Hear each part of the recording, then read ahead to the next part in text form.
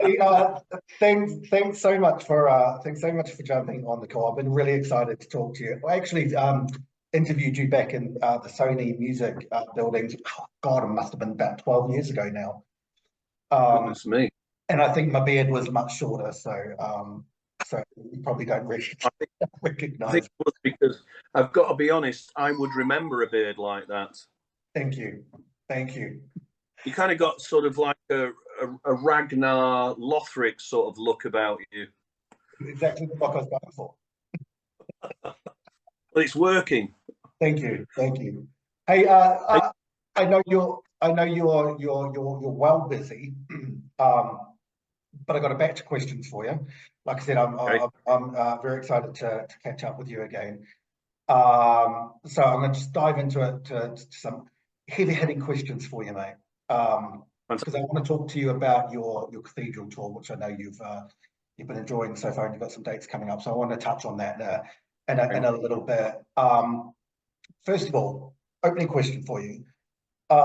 You're known quite well. I mean, if you search Russell Watson anywhere, the People's Tenor is the description that tends to be quite popular for you, Prominent. which is a Yep. very humbling sort of credit to both you as a performer and as a person. What do you think of like holding that title? What does that title mean to you? I don't know. I mean, it sort of, I think it was right at the turn of the century where the first and second records came out. That was kind of, that was where that sort of materialized from.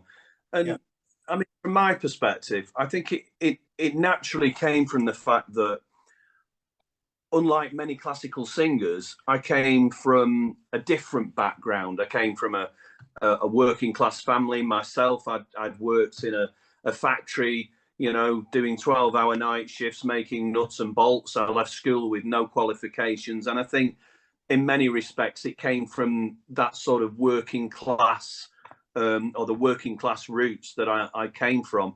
And then, of course, you know, the performances and the way that my career started was very much attuned to the fact that I hadn't come through what were considered to be the stereotypical route into classical music. And so in many respects, I saw it as an affectionate term. yeah, no, definitely. I definitely take it that way. You know, again, it's a very humbling sort of title to have, and again, it acknowledges you as both the performer and the artist and the person. You know, like you just said, you don't have that, you didn't have that natural upbringing into you know your field.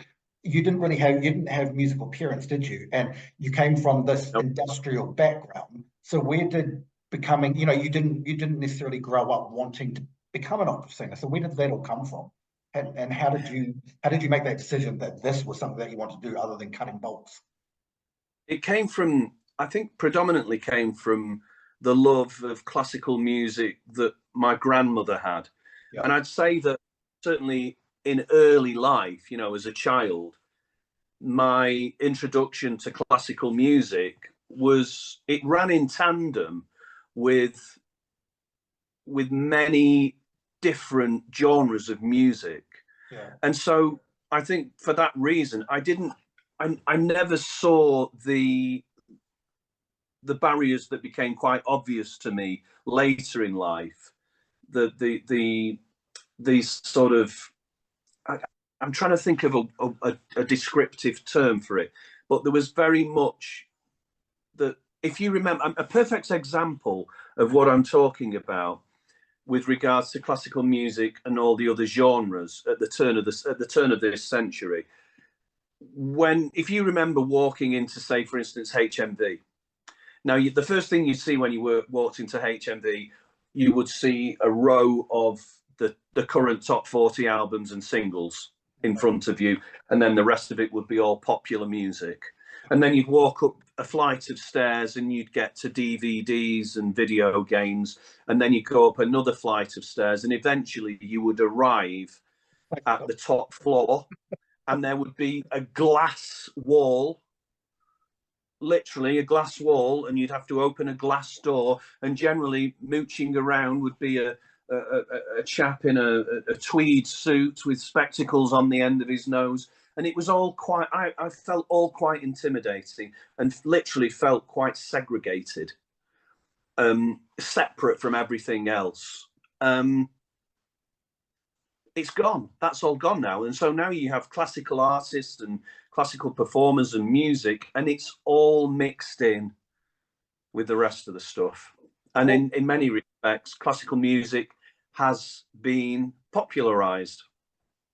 And you're attributed as one of those artists that have helped that. You know, if you look back to, for example, country music in the 90s, you had people like Shania Twain, you know, bridging the gap between country and pop, and then all of a sudden making country maybe a little bit of a cringeworthy sort of like genre to younger generations, really quite a cool genre to listen to, and everyone started getting into to country more. And again, just like the People's Tenor, something that is very prominent about you is that you're one of those ones responsible for making opera and classical music cool with younger generations. I mean, that's got to be an amazing feeling to know that you've done that. But it was interesting when I first entered into the world of classical music. So it would have been, as I say, the early noughties, so 24 years ago, and I met with a huge amount of resistance. We spin on 24 years, and that resistance has dissipated. And the reason it's dissipated is because a lot of these people that existed in that world can now see that for classical music to progress, for classical music to survive, it has to open its doors to new audiences. And, you know, radio stations, there are certain radio stations that have helped manifest that thought process. But I think predominantly it's been down to the work of a lot of artists who've created a new genre of classical music, and for want of a better word, classical crossover. And I think that has, in many respects, helped to popularize classical music, will help it to coexist with all the rest of the other genres and continue in the future. And that's a good thing. But they couldn't, you know, they couldn't see past the end of their noses at one point. And they've had to embrace the fact that they've got to let this happen. Otherwise, I think it would have diminished. It's really incredible because, you know, you look at even the live scene these days, and, you know, just one that comes instantly to mind is these upcoming BST Hyde Park shows where you've got people like Kylie, you've got people like Robbie on the lineup, and then you've got Andrea Bocelli. You know, it really is a testament to the work that artists like yourself, Andrea, and these other crossover artists have really done for the genre itself and pushed it into the mainstream and given it a whole new audience. Yeah, and long may that continue. Definitely. And we're still, you know, we're still creating. We're still, you know, I'm still experimenting with the music, still working at trying to create new. Because I think the classical crossover genre of recent has stagnated slightly. I think the same repertoire is being regurgitated over and over. And I think it's time to start generating something new and fresh of a classical nature, but still something, you know, there's only so many times this is meant in no disrespect at all, but there's only so many times that you can listen to Nessun Dorma or Sole Mio, Vesti la Giuba, you know, the big Italian classics. There's only so many times that you can record those before people say, well, I've heard that now. We need something, you know, new ideas need to be generated, new ideas need to be created, innovative ways of kind of making classical music as well, you know, user-friendly as on top of all that. You know, over the years, over your 25 years as a recording artist, you know, you've been lucky enough to work with some incredible musicians, you know, from the likes of Paul McCartney or the fellas from ABBA. And you've also, you know, you've performed at some of these like monumental shows, you know, with with the Pope or the late Queen. What was it? First of all, sort of two-pronged question on that is, when it comes to musical peers, who would you say you've been most influenced by, or maybe even received the best advice from, of everyone that you've sort of like either interacted with or worked with? I'd say one of my best pals in the industry, not influence is probably the wrong word, but one of my best pals in the industry is Alan Jones. So you work quite a bit, isn't it? Yeah, I have worked with and we've been pals for well over 20 years now. Yeah. And he's somebody that I think in the music industry, it's always good to have somebody as a sounding board that you can discuss things with that you wouldn't discuss with anybody else. And Ali's one of those people for me. With regards to influences, I mean, early Mario Lanza repertoire. I mean, my grandmother, I mentioned my grandmother and her influence on me with regards to musical taste. You know, my grandmother was a huge Mario Lanza fan, and I'd often go around and she'd have one of the old MGM movies on. I remember watching Lanza as a child. There was this one. Can you hear that? Slightly. We live on a farm. And there's one of the cockerels is literally stood outside the window. It knows I'm in here. What's the No. What can you do? Quiet. So yeah, I'd say I know you can't write it, can you? But yeah, I remember there was this one moment, and it was, I can't remember the film. It may have been The Great Caruso, and it's Lanza stood in this massive cathedral, and he's singing the Bach Gounod Ave Maria, and he's just stood on a stage. There's this lovely choir, little like kind of young choir behind him, all white robed. Lanza's in this dark suit, and he's just singing this Ave Maria. I remember I was watching this, and I just remember thinking, I would love to be able to sing like that one day. I'd love to be able to do that. And it's been on a few years, and we're doing okay out of it. I wouldn't be complaining. So the second part of the question that I had was just around shows, and again, I want to touch on these cathedral shows that you've got coming up. But you've performed some of the most incredible like events, and you know, on some of the most incredible stages around the world, in front of some of the most amazing icons. Looking back, what would you say is the highlight of of your performing life? So difficult. Yeah. I mean, because singing for Pope John Paul II was incredible. But I mean, I did the thing at the Imperial Palace for the Emperor of Japan and the Empress, and sang 45 minutes for them, and then sat and had dinner with them. Chair pulled up next to the Emperor. Right? Don't you just pinch yourself sometimes?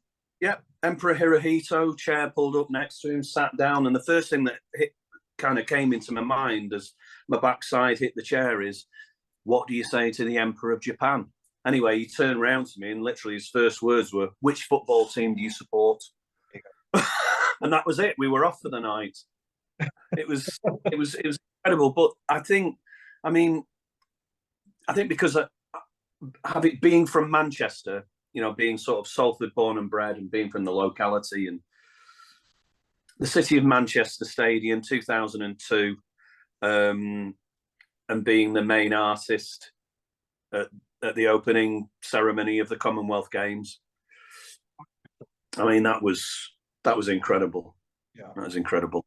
I remember I don't really get nervous before performance. I love being on stage. It's what I do, and I don't really think about it too much. I just go on and I do what I do. And there was one of the stewards, and we were stood in basically what is now the Players' Tunnel at the City of Manchester Stadium. And steward, is he all right? You all right there, Russell? Says, yeah, I'm okay, thank you. Says, you must get nervous, eh? I went, no, not really.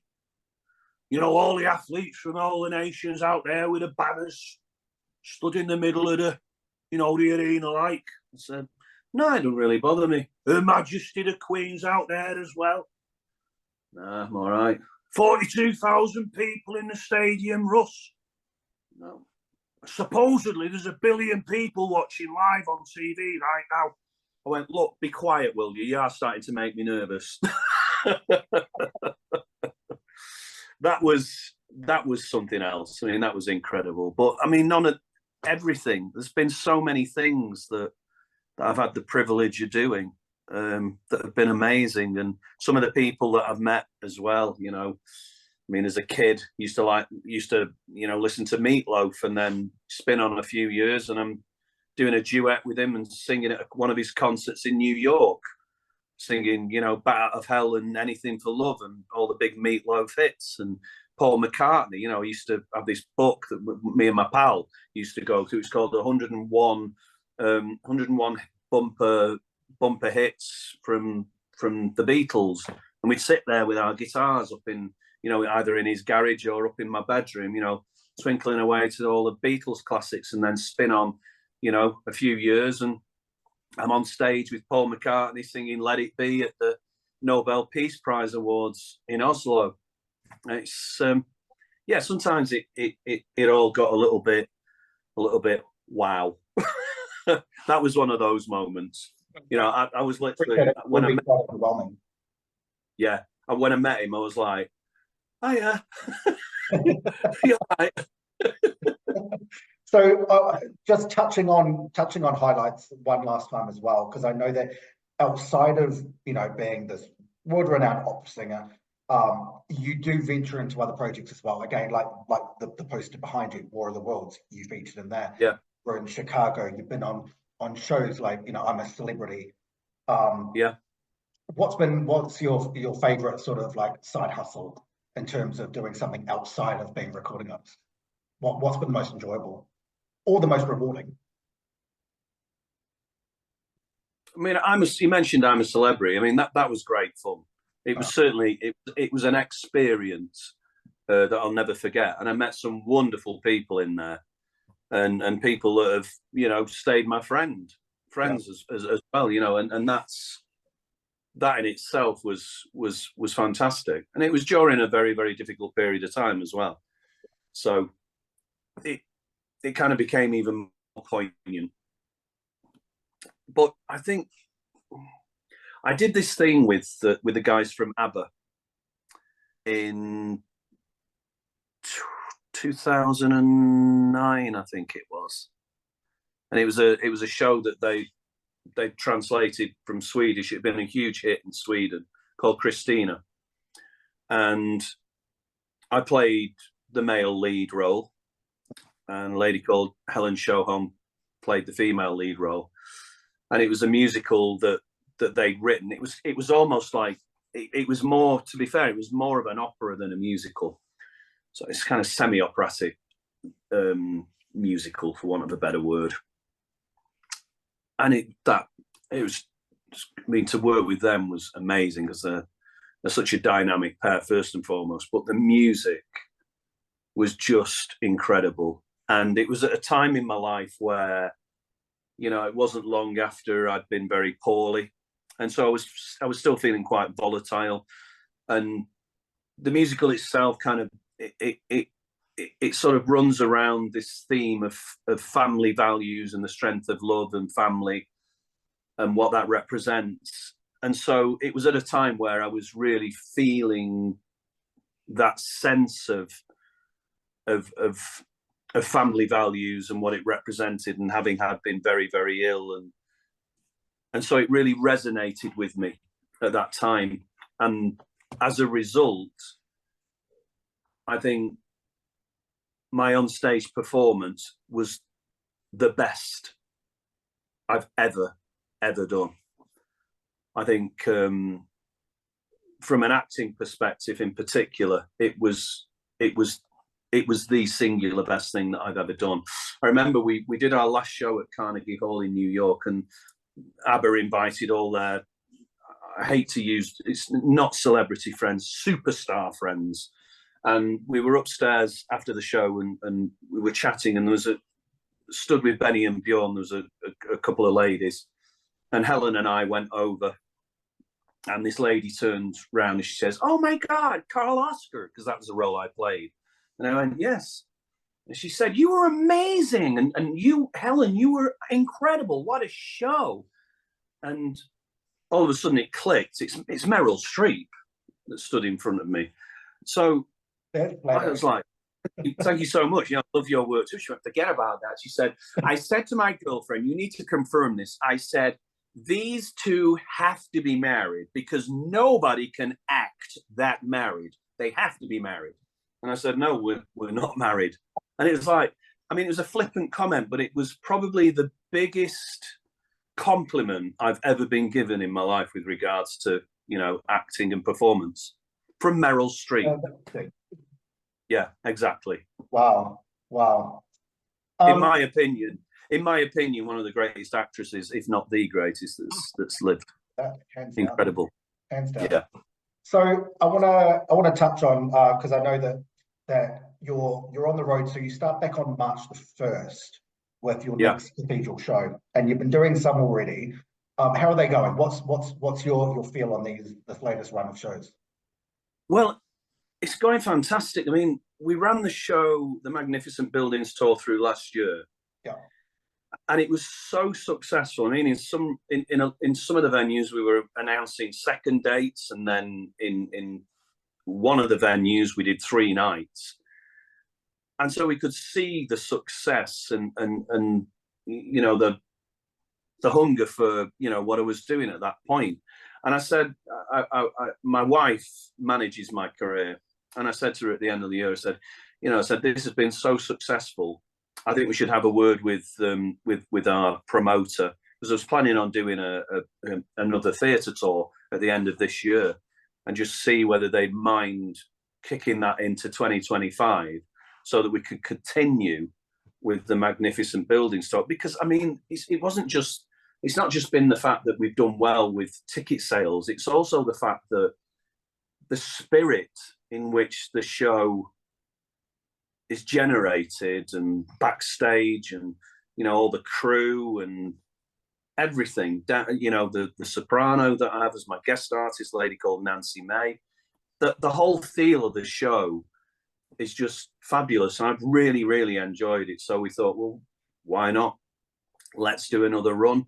There's plenty of cathedrals, churches, and abbeys in the UK, so let's do some more. And that's really how it came about. And we're running into it. We've got St Albans next week, and bar a few seats here and there, that's pretty much sold out, and it's looking good for this year too.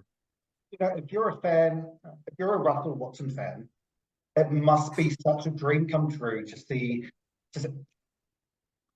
Let me backtrack a little bit. So there are a number of artists that I just absolutely idolize, and there are certain venue spaces or environments that has just been so incredible to see them perform in.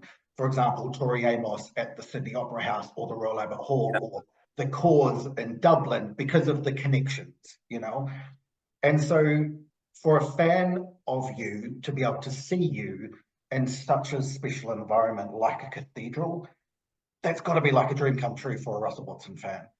And I mean, your music lends itself so perfectly to a space like that. Yeah, it does. I mean, not least of all, the acoustic values in a lot of these places are just phenomenal. And they feel like they're built for performance. Yeah. And they're also, there's a lot of the venues. I mean, we're at Durham Cathedral recently.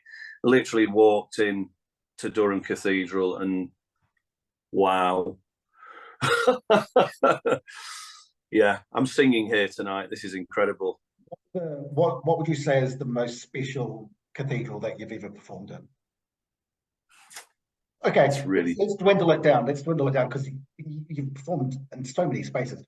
On this particular tour, has there been a venue that you've found most special, or maybe even that's coming up in these March dates that you're looking for? St Paul's Cathedral's always up there, because I mean, it's a world, first and foremost, it's a world famous location. Yeah. That's one. It has an 11-second delay as well. I mean, it's incredible. It really is incredible. I don't know. Truro was fabulous. I did a night at Truro Cathedral. That was fantastic. Durham Cathedral, I love. It's so difficult to. They're all different in their own special way, and all the nights that we've done have been fabulous. We've really enjoyed the tour and performing in these incredible locations, and it's a different feel to working in a theatre. It's much more. That was exactly the question I was about to ask you: is what's the how different is the feeling of performing in, because you're talking about potentially doing a theatre tour in 2025. What's the different feeling for you as the performer doing the show versus it's fundamentally different. I mean, in a theatre, everything's much more controlled. Everything's already there. The seats are in place. Everything is, the lights, the sound systems. It's everything. Mostly when you're going into cathedrals, you're taking everything in with you. Chairs are usually being set up on the day, depending on how many people you've got in there. So it's a different thing. It's a different beast altogether. And not least of all, these venues are much more challenging for the sound engineers to have to work, because, you know, a lot of the time you've virtually no control over the dynamics of the location. And a lot of the time, you know, you're up against people who are sat at the front going, it's a bit loud, and people at the back who are saying, I can't hear. I have to admit, some of the best experiences I've had watching a show, you know, I've been to hundreds of shows over the years, and, you know, you've got your huge festivals, your stadiums, your arenas, your theatres. But my most favourite venue of every show I've ever been to is Union Chapel in Islington in London. It is just such a phenomenal feeling sitting there in the pews, little tea candles, and then it's the rawness and the acoustics of being in that space. There is just something, I completely agree with you, there's something very different about being in a space like that compared to somewhere that's a little bit more manufactured, I guess.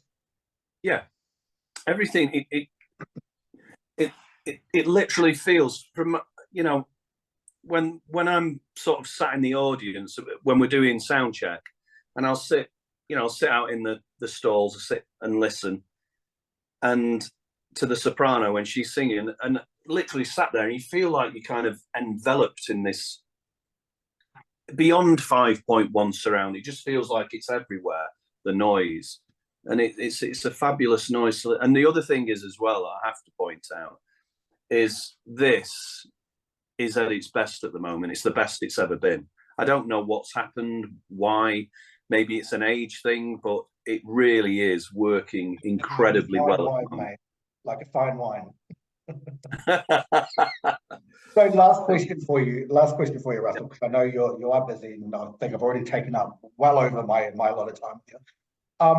When are we going to get to see you again in London? I know these dates that you've got coming up throughout March, the around the rest of the country. Are there any other shows that you've got penciled in for London? And also, what can you tell us about the next run of shows that you've got, for example, the 2025 ones? Yeah, well, the next run of shows that we're planning to announce I think are more West Country locations. And then by the end of the year, we're planning between 12 and 15 shows. And I imagine we will be coming back to London, where I'm not entirely sure yet. But we are planning to run some shows into December that will be, I mean, predominantly Christmas-based concerts. Everybody loves a bit of Christmas in a cathedral. Who doesn't love a bit of Christmas? What's not to like? Russell, there you go. What's not to love about that? Hey, Russell, thank you so much. It's just like the first time I met you. It's been an absolute pleasure. You're an amazing guy and such an incredible, talented performer. I can't wait to see you out on a show at some point, whether it be in London or whether I get in a car or a train and come and see you. Okay. And yeah, best of luck with these shows, man. You're welcome.